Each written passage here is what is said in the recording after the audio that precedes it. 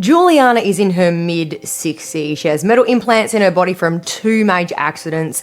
She has a crushed vertebra and she developed fibromyalgia as a result of the physical trauma that she'd been through, a condition that's characterised by widespread chronic pain, fatigue and movement that hurts.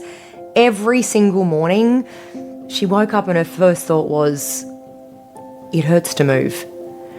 Today, Juliana is the fittest she has ever been in her life. Her fibromyalgia symptoms are 80% reduced. She no longer wakes up in pain. She has stronger core stability than most women half her age, and her falls risk is significantly reduced.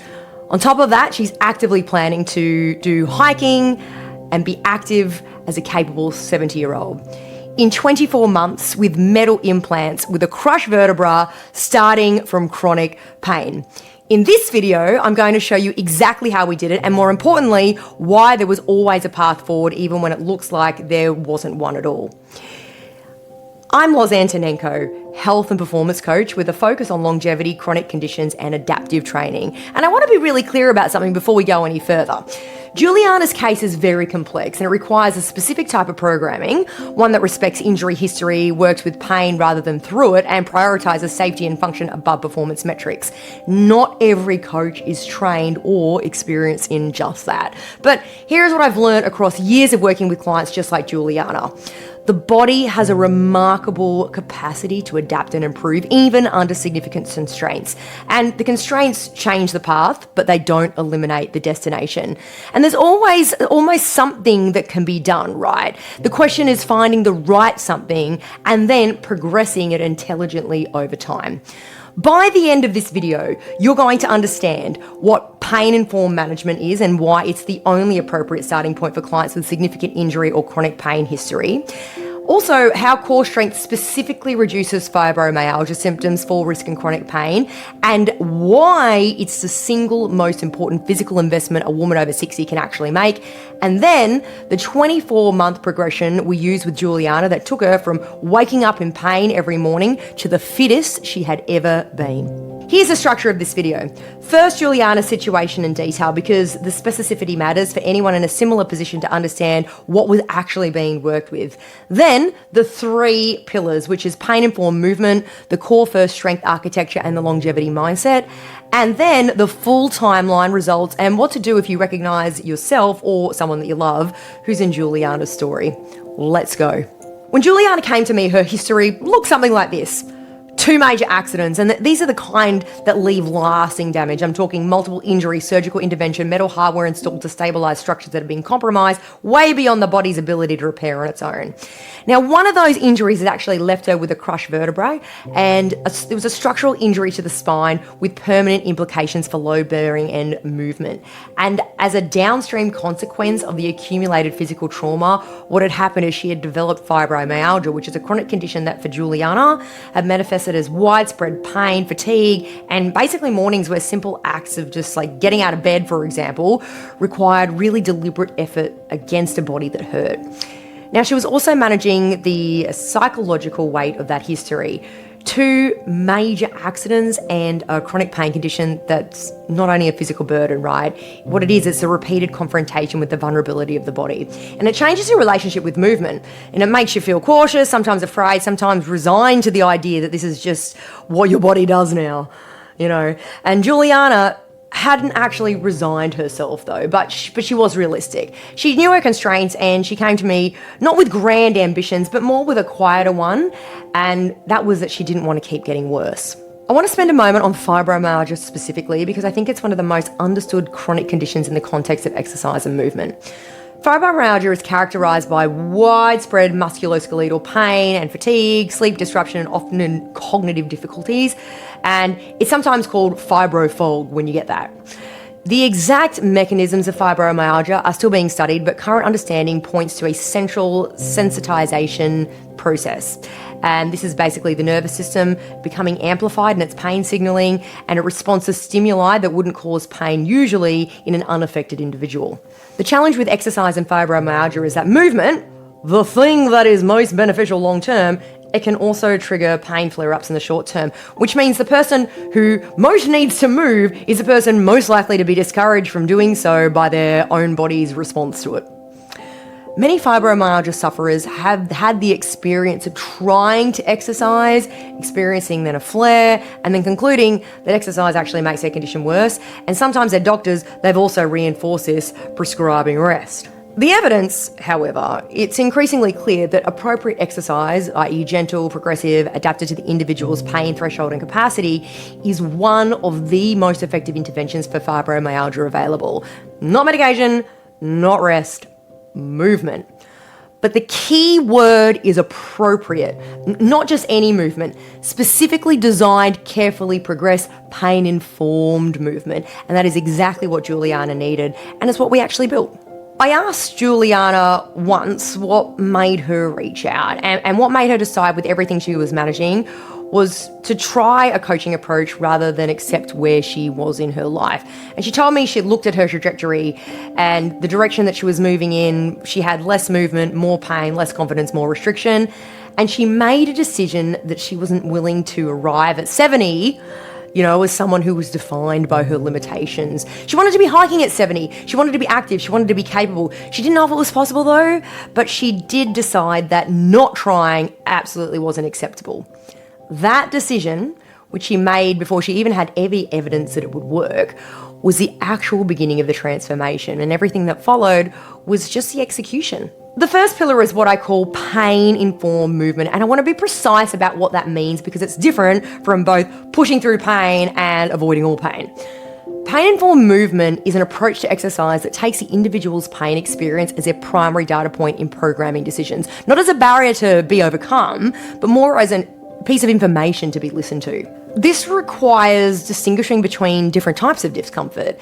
So there obviously is the discomfort of effort, the muscle burn of a challenging exercise, the breathlessness of a cardiovascular work, blah, blah, blah, blah, blah. That discomfort isn't harmful, it's the signal of adaptation. And then there is pain, which is sharp, joint-based, neurological, or the specific kind of post-exercise flare that fibromyalgia sufferers know very, very well. Now that pain is information, and it's the body communicating that something probably needs to be modified. A pain-informed approach trains the client to make this distinction, and it builds a vocabulary between the coach and the client around it so that the session feedback is accurate and that programming can be adjusted in real time. With Juliana, the first several months were almost entirely focused on two things. One was establishing trust between her body and movement, and then also identifying the specific exercises and modalities that she could do without triggering significant flares. So we started very gently, seated work, Pilates-based movement, gentle mobility and breathing exercises that began to regulate her nervous system and reduce the central sensitization that was amplifying her pain response.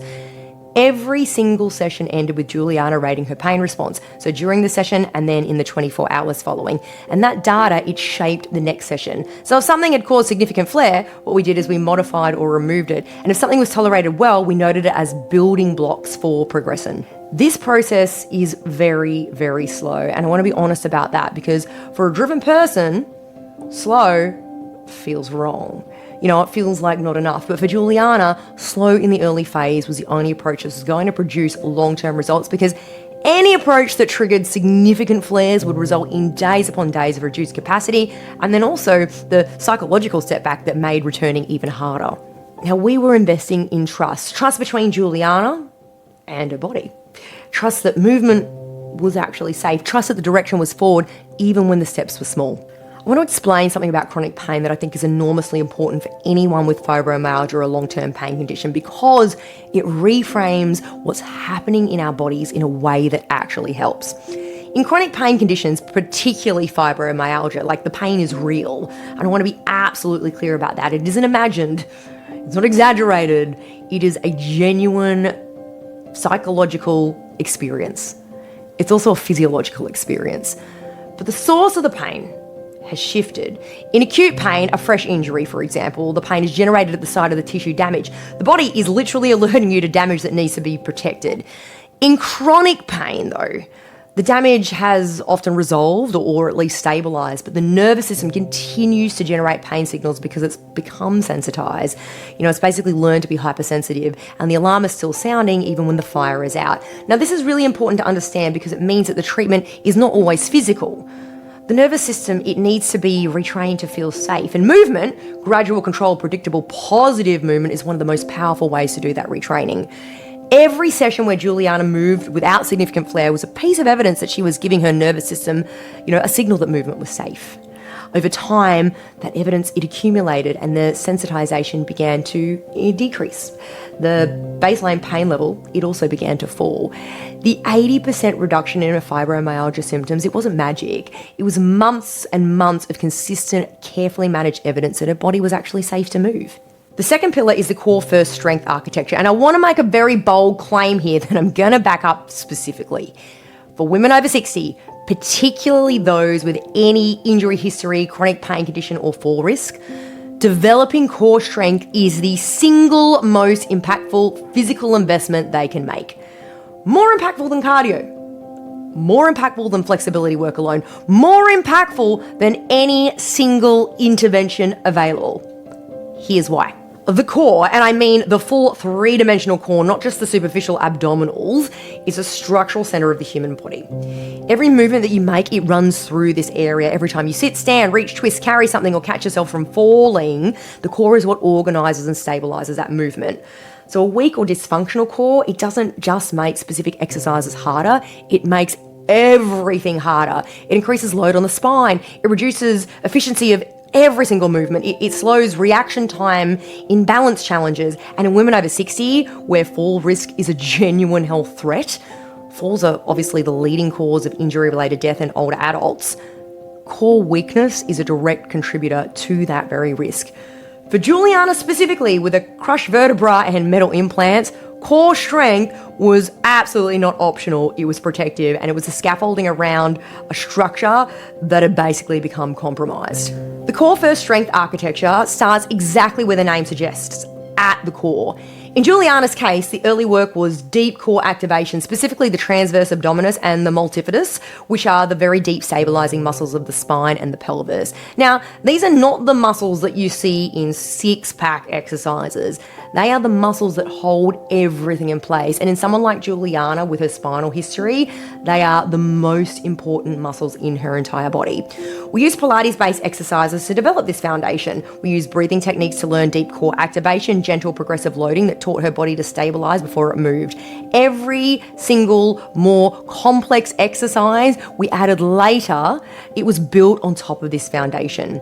As the deep core work progressed, we introduced functional strength training, i.e. exercises that directly supported the activities of daily life. Example, standing from a chair, carrying groceries, navigating uneven ground, reaching overhead. Now, these aren't performance goals, they're life goals, and they require genuinely functional strength to do them very safely and confidently. By month 12, Juliana was leg pressing 150 kilos. Now, I want to let that number sit for a little moment.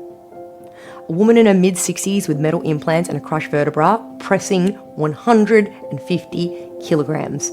Because the deep core work, it had built the stability and the progressive strength training, and that had built capacity. I want to address the fall prevention aspect of this specifically because I think it's one of the most under-discussed consequences of the work that we did with Juliana. Falls in older adults are not just inconveniences, they are the leading cause of injury-related death in people over 65. A significant fall, particularly the one involving the hip, the spine, or the head, it can be the event that fundamentally changes the trajectory of someone's life. And for someone like Juliana, who already had compromised structural integrity from her accidents, a significant fall carried risks that most 65-year-olds don't face. Core strength, balance training, and functional movement don't just make you stronger. They dramatically reduce fall risk. They improve proprioception, which is your body's sense of where it is in space. They also improve reaction time when balance is challenged, and they build the functional strength to catch yourself even when the stumble happens. Juliana describes knowing that she is less likely to fall and more likely to recover if she does as one of the most significant quality of life improvements of her entire program. It wasn't the leg press number for her, not even the fibromyalgia reduction, but it was the knowledge that she is safer in the world than she actually probably was 2 years ago. That feeling of physical safety, of trusting your own body to keep it upright, is something that most people don't think about until they've lost it. But Juliana earned it back. The third pillar is what I call the longevity mindset. And I want to be clear, this is not a motivational concept, it's a strategic one. The longevity mindset is a specific reorientation of your relationship with time and your body. It means asking not how do I feel better this week, but more, what decisions do I need to make to be the person I want to be in 10, 20, 30 years from now? Most of us, until something forces us to think differently, relate to health very reactively. We respond to symptoms, we manage crises, we try things when we're struggling, and then we stop when we feel better. The longevity mindset, though, is opposite. It's very proactive, and it's the recognition that the body you will have at 75 is being built right now by the decisions you're making today about how you move, how you eat, how you sleep, and how you actually manage your stress. For Juliana, this mindset was already present when she came to me, and she'd made the decision that she wasn't going to accept decline as inevitable. She didn't know what was possible, but she was committed to finding out. What 24 months of work gave her wasn't just physical results. What it gave her was evidence, real embodied kind of evidence, that decline isn't actually the only option, that the trajectory of how your body is going to go can actually be changed, that this is just what happens when you get older. That story is just a story and it's not actually a law. Through our work together, Juliana had a very specific North Star. It wasn't a number on a scale. It wasn't a specific achievement or an exercise. It was this. It was that she wanted to be hiking at 70. Now, that is a specific functional life quality goal, but it's not a performance metric, not a fitness industry benchmark. It's more a vision of herself, active, capable, outdoors, doing something that she loved at an age when most people have accepted that physical capability actually has limitations. Every programming decision that we made was filtered through that goal. So if an exercise built the stability that she'd need on uneven terrain, it was going to be in. If a movement pattern supported the hip function required for sustained walking, it was prioritised. If a strength element would protect her spine on a day-long hike, well, it was going to be built over time. The goal gave the work meaning that went beyond any session result. On the hard days, the days when the pain was worse, when the progress felt slow, when the work felt endless, the vision of being a hiking 70-year-old was the answer to the whole "why am I doing this?" question. That is what a longevity mindset does practically. It provides the why that sustains the work through the difficulty, and without the why, well, the work will always eventually stop. Juliana said something to me near the end of our formal work together that I really want to share because I think it captures something very important.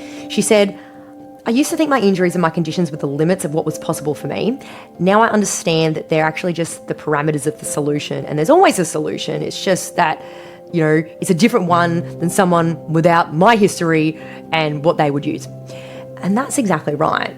It's true for almost every client I've worked with who's come to me with a complex physical history. Ultimately, the injuries don't eliminate the destination, but they change the path, and finding the right path for the specific body in front of you with its specific history and constraints and capacity is exactly what intelligent adaptive coaching is for. Let me walk you through the 24-month progression honestly, because I think the sequence and the patience of the whole process is important and as important as the outcome. Month 1 through to 3, we had our foundation, and this was seated and gentle movements only, breathing, deep core activation, Pilates-based mobility. Now, the goal wasn't results, it was trust. Building trust between Juliana's nervous system and movement, and every session was tracked for pain response. We had slow, deliberate, and purposeful activity. Months 4 through to 6, it was gentle progression, exercises held for longer, slightly more loading. The pain responses were becoming more manageable and way more predictable. Her baseline pain level was beginning to drop. She started waking up in the morning not thinking immediately about pain. Months 7 through to 12, functional strength introduction, standing exercises, functional movement patterns, balance work. The core was now stable enough to support more complex loading. The fibromyalgia symptoms were, in her words, dramatically reduced. Months 13 through to 18, progressive strength loading, proper resistance training. The leg press work began here, starting at a weight that she could manage safely and progressively and doing it systematically. Her capacity was now visibly and measurably greater than we started. Month 19 through to 24, advanced programming and longevity optimization. By this point, Juliana had more functional strength and stability than most women her age, and many younger, in fact. The 150 kilo leg press became a part of this phase. Hiking prep became explicit in the programming, trial-specific stability, sustained walking loads, elevation change preparation. End of month 24, the fittest she has ever been. 80% fibromyalgia symptom reduction, no longer waking up in pain, leg pressing 150 kilos, planning her first hiking trip. If you've been in chronic pain, a significant injury history, or a condition like fibromyalgia, and you've been told or have told yourself that exercise isn't for you, please hear this. There's almost always a starting point. Now, it may look very different from conventional exercise. It may be seated, it may be 5 minutes, it may be breathing and gentle movement and nothing more for the first few weeks. But the starting point exists. And from it, a path extends. The critical requirement is working with a coach or a practitioner who understands pain-informed movement, who won't push through flare-ups, who will listen to your body's responses as carefully as you do, who will progress you at a rate that your specific physiology can actually handle. If you're in a position to work with someone, prioritise finding that person, because it's one of the highest return investments that you can make in your quality of life. If you're starting on your own, begin with what's comfortable. Gentle movement, breathing, Pilates if it's accessible to you. Track your pain response and adjust accordingly. And then, finally, be patient, because the patience, it's not wasted time. It's the investment that makes the rest of everything possible. In 24 months, fit as she's ever been at any point of her life with anybody she's ever had. Fibromyalgia symptoms, 80% reduced. Morning pain, absent. She no longer wakes up thinking it hurts to move. Core strength, stronger than most women half her age. Leg press, 150 kilos. Fall risk, significantly reduced through improved core stability, balance and proprioception. Functional resilience, she can stumble and recover, catch herself, navigate uneven ground with confidence. Longevity trajectory, she's on track to be hiking capable as an active 70-year-old that she decided she wanted to be. And the result I think matters the most.